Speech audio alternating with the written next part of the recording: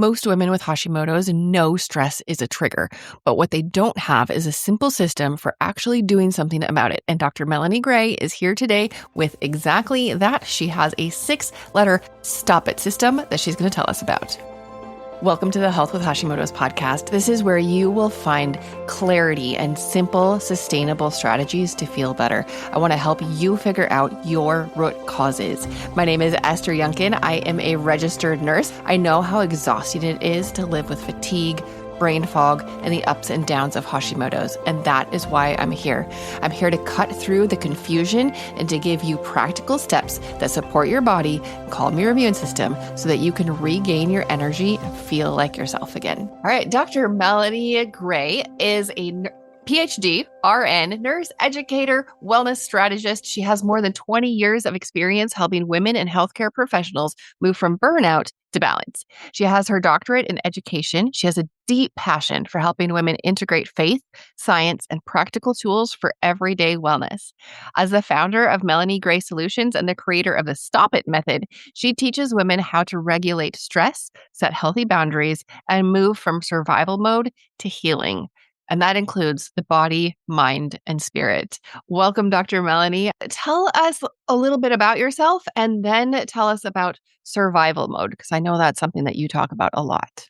Yes. So I am a nurse of over 20 years. My clinical background is in intensive care, transplant, cardiac, and med-surg. I'm also a nursing professor, educator, 20 years, and I've taught all the things, Esther, except for I don't do labor and delivery. I just never want to touch that. And never will. That's not my thing at all. But anything else. And I've worked in leadership, nursing education, nursing leadership. I've mentored leaders across healthcare, higher ed, and other disciplines as well. Related to, you said, burnout, you asked me? Yeah, survival mode. Survival mode, yes. So I think so often we get in survival mode. One, because we're just barely making it through the day. We go on to autopilot and we don't listen to what our bodies are saying. We ignore the back pain.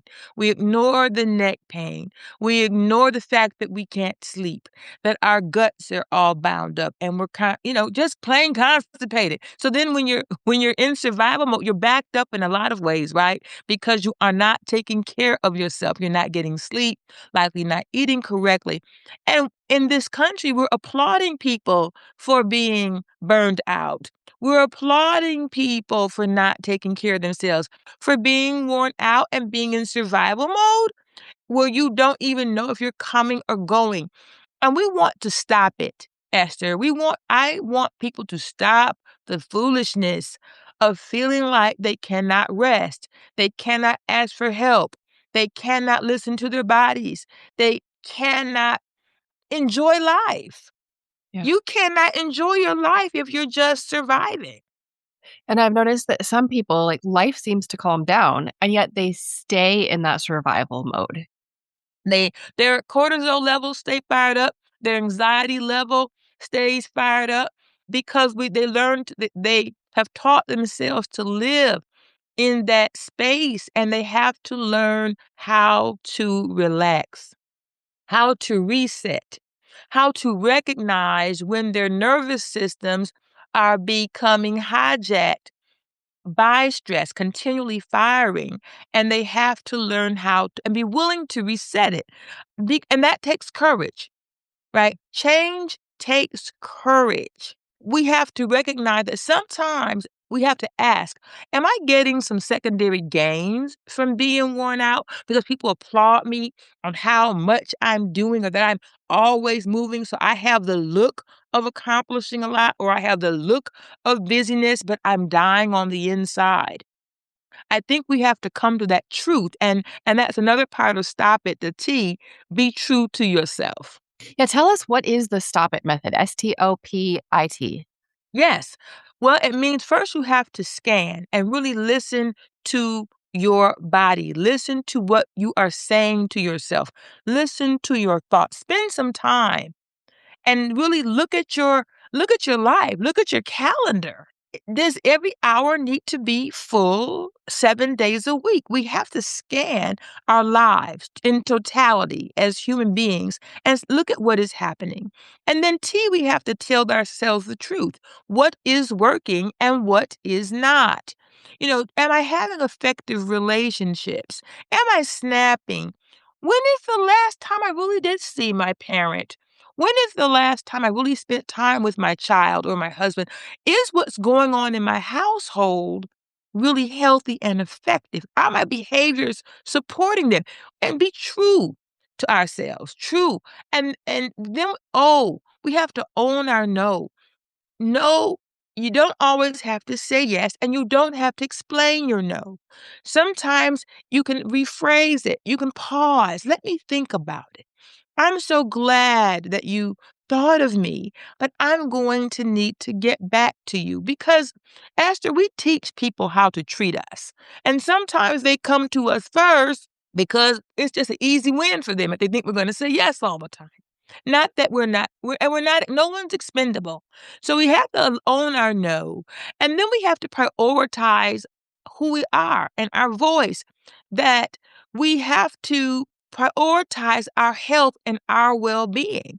Women with immune challenges like Hashimoto's have to prioritize themselves, and they should not feel bad about it. You shouldn't feel like you have to explain why I need to go to bed and get some sleep. We shouldn't have to explain sleep. You know, we should not have to explain that I need to step away and read a book. We should not have to explain that we want time to go to the theater or time to go hear a concert. Why are we explaining things that having time for things that we enjoy? We shouldn't have to. And so we have to prioritize ourselves. And then we have to be intentional about make change, intentional about being different, about growing and being better. And then we have to be willing again to transform. You have to because a thought, a goal without a plan is just a wish. And we're not out here living with sprinkle dust. know, we we can't fairy dust. We don't get anything done on fairy dust. So we have to have a plan. I love that framework. Which part of your stop it framework do you find the most transformative for women, especially women with autoimmune fatigue and Hashimoto's? I believe that women most commonly need to scan first. I would say ST. They have to be willing to scan and tell themselves the truth. Because if you don't get to the realization of what I'm experiencing and being honest, truthfulness part, I need help, I need rest, I need support, you'll never get to and prioritizing yourself and being intentional and then going through the other times of periods of transformation. Right. Yeah, that makes sense. Yeah, if I don't know what's going on in my body and if I can't call a thing what it is, then I won't be able to take any forward steps. Mhm. Yes. Yeah. So chronic stress plays such a role in Hashimoto's. Can you explain how stress hormones impact thyroid function and then also healing? Well, the stress hormones then trigger your high cortisol levels. The high cortisol levels continue to go up due to stress, which then impacts the immune system, the heart, the musculoskeletal system, exacerbates asthma, diabetes, hypertension, the other Hashimoto's, lupus, MS, all of the diseases because they begin to be fired. And a big part of that, the amygdala, and is then firing of the cortisol hormone, and we have to lower those levels by rest. Is it when somebody is feeling stressed that you want them to use the stop it method, or is that a different time? I want them to use the stop it method, one, before they feel stressed. So I think that self care, particularly with the chronic illness, is to try to eliminate those periods of high stress so that we're not having high highs and low lows, but we stay in a constant of health and homeostasis and balance. And so you have to listen before you are, if you know that you're feeling tired, then go get extra rest. Don't wait for your that little bit of fatigue to become exacerbated fatigue where you can't move and you can't function. Then when that happens, you're again more stressed because you're less like you want to show up. So if you want to show up, you know you need to show up for that child's play, you might need to get a nap or go to bed early and plan for that event so that you can show up like you want to show up rather than getting stressed that you didn't and then you're really tired, and it enhances, it changes your whole your whole well-being, your whole demeanor. And we don't want people to get to that. Right. Yeah, we don't want to have our bodies tell us that, okay, it's time. You're going to stop now. We've given you suggestions. You've been hitting snooze on this alarm, and now you're not going to be able to turn it off. Well, and I know that women or people working or living with a disease like Hashimoto's do not want to be identified through the disease. They don't want to be the one, oh, you got that. Oh, you have no. But if you don't want to be identified, then you're going to have to do the things that you need to do to look healthy, to present yourself like you want to be seen.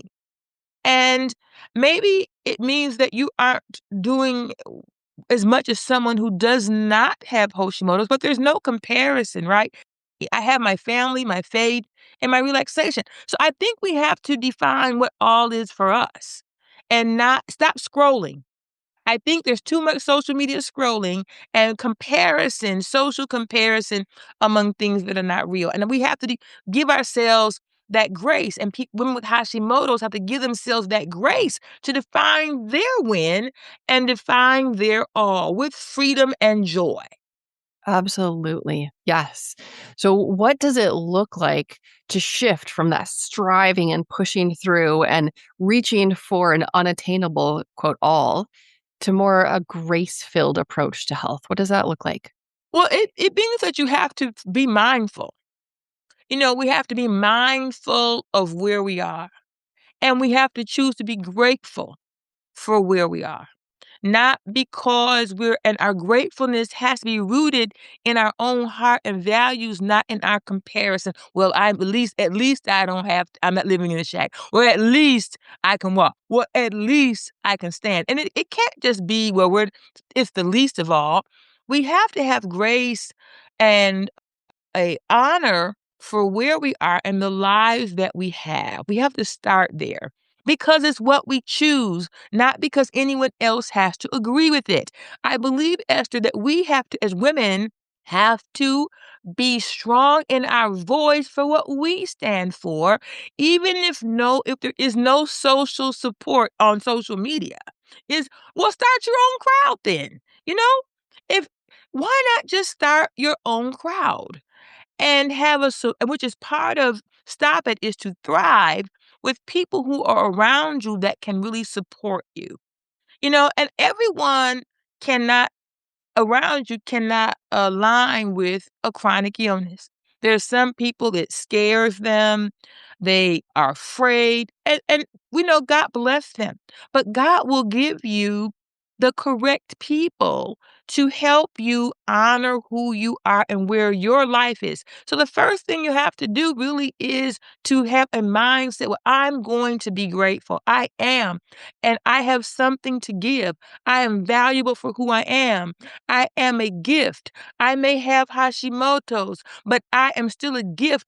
And the Hashimoto's does not define me. I define it by how I live through it. I define Yes. it by how I push through it. I define it by how I manage my life and my energy around it so that I show up as the gift that I am in the places that are afforded to me. You have a gift for anybody who's listening. Can you tell my listener about your Beat Fatigue Gain Energy gift? Yes, the Beat Fatigue Gain Energy gift is just a resource for how to reset your life in small steps over the course of a week. So behaviors are not changed overnight. research says it takes 90 days at least to change your behavior. We give you 5 days of simple things you can do, breathing, things you already actually know, to breathe, to eat, to exercise, to be mindful, to have time for meditation and prayer. And then you do that every single week. Because once you do it for 5 days and you have a 5-day win, then you can have another 5 days and then on to 90 and then on to a month and then, 6 months and then a year. So I believe that we have to keep it simple, right? And when you're managing a disease and its symptoms, it's important to keep things simple so that we don't overwhelm ourselves and then, feel like we're then more stressed. And we don't also want to build in failure. This is something that everyone can do and can do successfully. And then if you miss a day, then you just restart again. Keeping it simple is so important. Thank you for that gift. And I will have the link down in the show notes so everybody can go and get that. So if there is one thing, like somebody's been listening, we've talked about a lot. If there's one thing that you want them to remember from our conversation today, what is that? I want them to remember, Esther, that they are a gift and they are a woman, a person of value and strength, and that they can choose. They can choose how they show up and the quality of their life that they live with by scanning every day, even if it's on the toilet, taking a moment on the throne of life and, and really say, how do I feel today? What adjustments do I need to make? And then being true to what they need to do. Yeah. They are a gift. This podcast is for informational and educational purposes only. Please discuss any changes with your trusted healthcare provider. To take your next step, join our school community and explore the courses available there. You do not have to figure your health out alone. So that is school, SKOOL.com, and it is the Health with Hashimoto's community. I'll see you next time on the Health with Hashimoto's podcast.